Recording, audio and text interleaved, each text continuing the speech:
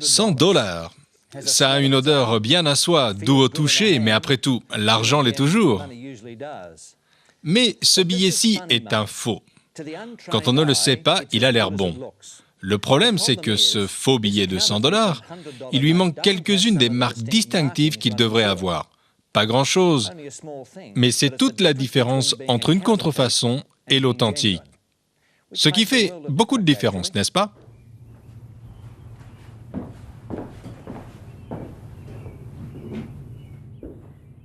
Si vous jetez un rapide coup d'œil sur ce bidon, vous allez parier que c'est de l'huile d'olive. Et pourquoi pas? Ça ressemble à de l'huile d'olive, la couleur, la présentation et même les images lui en donnent l'air. Il a même des olives sur le dessus.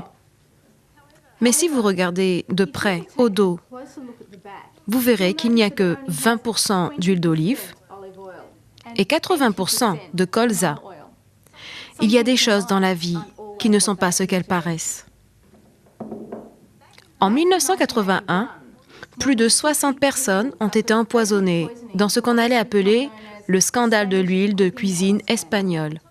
Les autopsies ont révélé un empoisonnement par du colzar, dérivé industriel des graines de colza. Le public était furieux. L'astuce du fabricant pour faire de l'huile de cuisine bon marché a mal tourné. 38 personnes ont été condamnées en 1987 à un total de 600 ans de prison. Il paie de vérifier les étiquettes.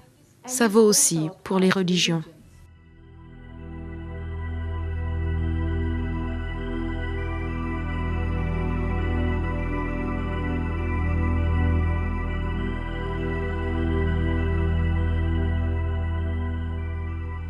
Pendant des siècles, un système religieux a perpétué une supercherie qui a trompé des millions de gens.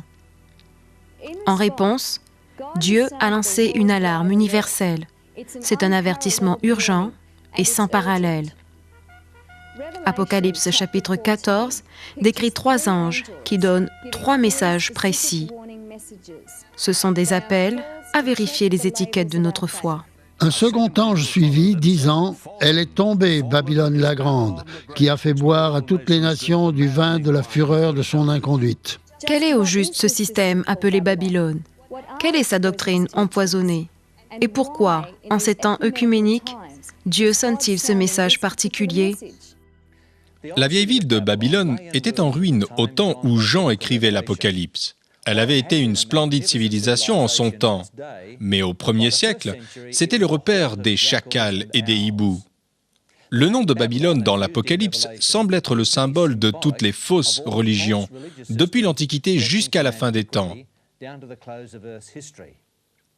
La condition déchue mentionnée par Jean décrit une triste déviation de la pureté et de la simplicité de l'Évangile. Dans l'Apocalypse chapitre 12, on a vu une femme raffinée et vertueuse, représentant la vraie Église de Dieu et sa pure doctrine. Mais notez comment Jean décrit un système de culte corrompu ou faux. Et je vis une femme assise sur une bête écarlate, pleine de noms de blasphème, et qui avait 7 têtes et 10 cornes. Cette femme était vêtue de pourpre et d'écarlate, et parée d'or, de pierres précieuses et de perles. Elle tenait à la main une coupe d'or, remplie d'abominations et des impuretés de son inconduite. Sur son front était écrit un nom, un mystère. Babylone la grande, la mère des prostituées et des abominations de la terre. Elle est ici un symbole de Babylone, bien sûr. Et Babylone est un symbole de Rome. Elle suce la vie des individus, des colonies, de ces peuples lointains qui ont été piétinés par l'armée romaine, incorporés dans l'Empire et exploités. Et l'imagerie des chapitres 17 et 18 décrit en grand détail comment Rome exploitait et dévorait. Cela ressemble presque à la description de notre société de consommation. Tous les métaux précieux et les beaux tissus, les épices et les bonnes nourritures qui ont été consommées, et soudain, Babylone, la femme écarlate, tombe. C'est un des points culminants vers quoi l'Apocalypse nous amène. Dans toute la Bible, Dieu voit l'idolâtrie et l'apostasie comme de la fornication. Cela nous paraît peut-être sexisme aujourd'hui, Mais en ce temps-là, c'était une image adéquate. Surtout à l'époque de l'Ancien Testament, la prostitution sacrée dominait les nations voisines d'Israël. Parlant aux Israélites qu'il avait trahis en adorant des dieux païens, Dieu dit « Je me disais, tu m'appelleras mon père, et tu ne te détourneras pas de moi. Mais comme une femme trahit son amant, vous m'avez trahi, maison d'Israël. » Du vivant de Noé, la méchanceté humaine était devenue si détestable et si répandue que Dieu ne pouvait plus la tolérer. Il décida de détruire le monde, mais d'abord, Noé reçut l'ordre d'avertir le monde pendant 120 ans de la destruction qui venait, le déluge. Ceux qui survécurent au déluge dans l'arche, en repeuplant la terre, décidèrent de prendre eux-mêmes en main le soin d'assurer leur salut à l'égard de la prochaine calamité. Bâtissons-nous une ville et une tour, dont le sommet touche au ciel, et faisons-nous un nom, afin que nous ne soyons pas disséminés à la surface de toute la terre. Autrement dit, faire pour eux-mêmes, ou essayer de faire pour eux-mêmes ce que seul Dieu peut faire, et qu'il était tout à fait disposé à faire. Éviter de s'engager envers Dieu, tout en gardant l'avantage que cet engagement devait apporter. Le projet tout entier sentait la rébellion contre Dieu, car ils se détournèrent bientôt d'adorer le Dieu créateur pour adorer ses créations. Le soleil, la lune, les étoiles, les idoles d'or, d'argent et de bois. Inutile de le dire, Dieu ne fut pas d'accord. L'Ancien Livre dit qu'il descendit pour voir la ville et la tour qu'il construisait et dit « Allons, descendons et confondons leur langage, afin qu'ils n'entendent plus le langage les uns des autres. L'Éternel les dissémina de là sur toute la surface de la terre et ils cessèrent de bâtir la ville. » Et c'est pourquoi on l'appela Babel. Parce que le Seigneur confondit le langage du monde entier. Ça a dû être un chahut pendant un moment. Vous pouvez imaginer la confusion à la tour de Babel? Il devint impossible de communiquer. Et la plupart des gens s'en allèrent, mais il en resta quelques-uns sur le site de la tour inachevée. C'est ici qu'on peut trouver l'origine de la vieille cité de Babylone. Jusqu'aujourd'hui, Babel ou Babylone passe couramment pour être synonyme de confusion, de division, d'une indépendance ou d'une ascension arrogante. Le prophète Jérémie a parlé de la méchanceté de l'ancienne Babylone et a appelé le peuple de Dieu à sortir d'elle. « Fuyez de Babylone et que chacun sauve sa vie. Ne soyez pas réduits au silence à cause de sa faute, car c'est un temps de vengeance pour l'Éternel. Il va lui rendre son dû. Elle a enivré toute la terre. » Ce qui peut nous faire réfléchir, c'est que d'après l'Apocalypse, l'influence de Babylone n'est pas morte. Avez-vous remarqué l'effet de l'alcool sur quelqu'un? Son jugement peut être terriblement affecté. C'est pourquoi la Bible emploie l'analogie du monde enivré du vin de Babylone. On n'a plus les idées claires. On ne voit pas pourquoi il faudrait être pointilleux à propos de ce que Dieu nous demande de faire. La Bible dit que seule la parole de Dieu pure et simple peut nous dégriser afin qu'on distingue clairement les choses. Babylone a été la première puissance qui ait persécuté le peuple de Dieu pour sa religion. Bien sûr, les peuples avaient fait la guerre, mais ce sont les Babyloniens qui, les premiers, ont dit « Adorez nos dieux » ou « Alors ». Et je pense que c'est pourquoi on voit un parallèle dans le Nouveau Testament entre Babylone et Rome. Parce que Rome aussi a voulu imposer son culte. L'empereur était Dieu et l'empereur devait être adoré. Charles Dickens, qui vivait à Londres, a écrit un classique intitulé A Tale of Two Cities, où il met en contraste les villes de Paris et de Londres pendant la Révolution française. La Bible compare Babylone et Rome et leur trouve les mêmes caractéristiques. Et la femme que tu as vue, c'est la grande ville qui a la royauté sur tous les rois de la terre. Il y avait plusieurs parallèles historiques entre l'ancienne Babylone et la Rome du temps où Jean écrivait l'Apocalypse. Les deux villes avaient assiégé et attaqué Jérusalem, l'avaient conquise et détruite. Elles avaient emmené la population captive et même avaient pris les vaisseaux du temple de Dieu à Jérusalem et les avaient emportés chez elles. Au temps où Jean écrivit l'Apocalypse, Rome était la grande ville qui a la royauté sur tous les rois de la terre. Mais comment un petit groupe de chrétiens persécutés à Rome sont-ils devenus une église qui allait bientôt dominer le monde entier?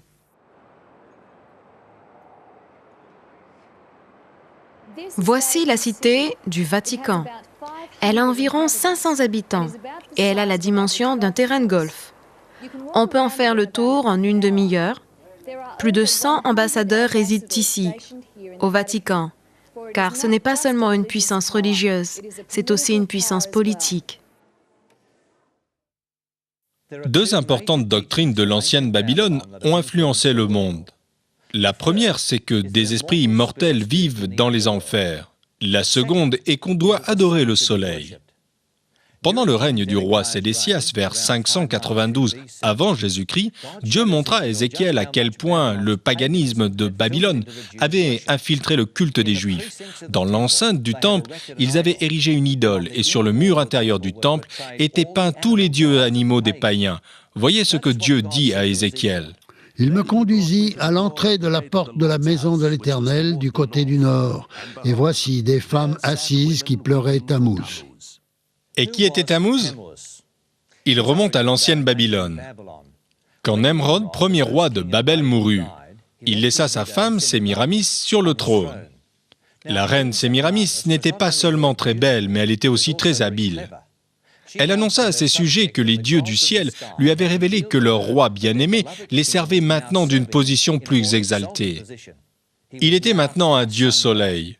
Chacun devait se tourner vers le soleil et se prosterner devant lui quand il faisait sa glorieuse apparition chaque matin, lui rendant grâce pour sa protection. Ainsi, le soleil devint le premier des dieux et adorer le soleil, une des premières formes d'idolâtrie. 2 ans plus tard, la reine Sémiramis tomba enceinte, bien qu'elle n'ait pas de mari. Son explication était hardie, pour ne pas dire plus. Elle prétendit que sa grossesse était une conception miraculeuse par un rayon du soleil Nemrod. Elle donna naissance à un fils qu'elle appela Tammuz. Et évidemment, puisque le soleil était adoré comme un dieu et que son descendant direct, Tammuz, devait être aussi adoré comme un dieu incarné, elle, Sémiramis, devait être la mère de Dieu. Ainsi commença le culte de la mère et du fils qui se répandit dans tout le monde ancien. D'après la légende, Tammuz mourut prématurément, tué par un sanglier. Il ressuscitait censément chaque année, mais mourait aussi chaque année. La fête de Tammuz était parmi les plus largement célébrées chez les anciens Babyloniens. Pendant les 40 jours, le peuple pleurait et jeûnait pour Tammuz. C'est ce jeûne et ces pleurs de femmes pour Tammuz à la porte du temple dont Dieu parla à Ézéchiel. Mais les femmes ne pleuraient pas seulement pour Tammuz. Elles faisaient aussi des gâteaux pour la reine du ciel, Sémiramis, qu'on appelait aussi Ishtar ou Astarté. Ne vois-tu point ce qu'ils font dans les rues de Juda et dans les rues de Jérusalem? Les fils ramassent du bois, les pères allument le feu et les femmes pétrissent la pâte pour en faire des gâteaux à la reine des cieux et pour faire des libations à d'autres dieux afin de m'irriter. Les pains au lait si communs dans plusieurs pays ne sont pas apparus avec le christianisme, mais remontent à Tammuz. Ces pains étaient marqués d'une croix par dévotion à Tammuz, le dieu solaire païen. Ainsi, le culte de Tammuz se basait sur la double philosophie de l'immortalité de l'âme et du culte du soleil. L'intérieur de la grande pyramide de Gizeh illustre comment les Égyptiens croyaient en l'immortalité de l'âme. Quand le pharaon mourait, on préparait tout pour sa future vie. Nourriture, serviteurs et même un bateau pour qu'il puisse voyager dans l'après-vie. L'idée que l'âme d'une personne soit naturellement immortelle est une doctrine païenne. Elle vient d'Égypte et de Babylone, pas de la Bible. Les fausses doctrines de Babylone ont bien infiltré la culture religieuse d'aujourd'hui. Mais ce n'est pas tout. Ézéchiel ajoute: Voici, à la porte de la maison de l'Éternel, entre le portique et l'autel, environ 25 hommes tournant le dos au temple de l'Éternel et le visage vers l'est, et ils se prosternaient à l'est devant le soleil. Le culte du soleil était très commun dans l'Antiquité. On le voit partout, en Égypte sous la forme du disque solaire. C'était la même chose à Babylone. Par exemple, la Ziggurat est une énorme pyramide en forme d'escalier qui avait des marches jusqu'au sommet. En haut, une plateforme où les adorateurs levaient les mains vers le soleil et l'adoraient, croyant par erreur que le soleil était responsable pour la vie. On notera aussi que non seulement les Babyloniens et les Égyptiens adoraient le soleil, mais les Romains aussi. L'empereur romain païen Constantin adorait le soleil, ce qui finalement amena à l'adultération de l'évangile original du Nouveau Testament. Alors, quelles sont les racines du culte du soleil? Le soleil était le dieu le plus important chez les païens. D'où il semble que l'Église ait dit « Gardons le vieux nom païen, il restera consacré, sanctifié, et ainsi le dimanche païen dédié à Balder devint le dimanche chrétien consacré à Jésus. » L'Apocalypse parle d'un système religieux, juste avant le retour de Jésus, qui aurait beaucoup de mêmes croyances religieuses que l'ancienne Babylone. Elle dit que le monde entier boira le vin de ces doctrines polluées et que les gens de bonne volonté seront enivrés de cette intoxication spirituelle.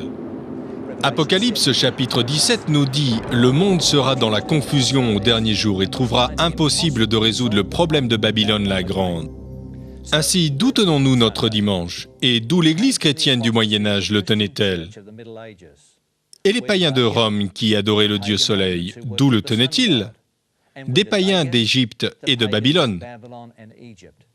Ainsi, un des points principaux que Dieu essaye de nous faire voir dans l'Apocalypse est qu'il veut que nous soyons fidèles à Jésus et à ce qu'il nous demande de faire et de croire. C'est un appel à la vraie foi. Une femme pure plutôt que la prostituée, et de boire au puits de la vraie doctrine plutôt que du vin enivrant de Babylone. La Bible a plus de 1600 versets sur l'âme et l'esprit. Pas une seule fois sont-ils mentionnés comme immortels. Elle nous dit que les morts ne savent rien, et qu'ils ne recevront leur récompense que lorsque Jésus reviendra. Alors que les Babyloniens adoraient le soleil, le fidèle esclave juif Daniel observait probablement le sabbat du 7e jour. Alors que les Égyptiens adoraient le soleil, Moïse observait le sabbat. Quand les Romains adoraient le soleil, Paul observait le sabbat. Et aujourd'hui, alors que la majorité des chrétiens acceptent le dimanche comme jour de culte, Dieu continue à appeler son peuple à observer le sabbat biblique. Nous vivons dans un monde religieux très troublé. Tant de doctrines humaines ont passé de génération en génération. Et aujourd'hui, les gens ordinaires ne savent plus la différence. Pour certains, c'est même sans importance. En contraste avec cette attitude de compromis se trouve le message d'Apocalypse chapitre 12, où Dieu nous appelle à sortir de la confusion et à le suivre. Et j'entendis du ciel une autre voix. « Sortez du milieu d'elle, mon peuple, afin de ne point participer à ses péchés et de ne pas recevoir ses plaies. » Dieu nous invite à laisser derrière nous tout système de culte basé sur une philosophie corrompue et des compromis. Il tient suffisamment à nous pour nous avertir contre les imposteurs. Le cardinal Newman fit un jour une observation qui est à la fois perspective et très sage. Il a dit en 1893, mais c'est encore vrai plus de 100 ans après, « Le bon sens et la raison exigent que l'on accepte l'une ou l'autre de ces alternatives, soit le protestantisme et la sanctification du samedi, soit le catholicisme et la sanctification du dimanche. Le compromis est impossible. » Dieu dit aussi qu'il n'y a que deux options. Il y a la voie corrompue représentée par la prostituée et la voie pure représentée par la femme chaste d'Apocalypse chapitre 12. Le tout dernier appel de Dieu pour nous est de faire un choix entre le contrefait et le vrai, de nous tenir avec ceux qui reconnaissent l'autorité de Jésus et vouent l'obéissance à ses commandements. Vous accrochez-vous encore à une vie de contrefaçon?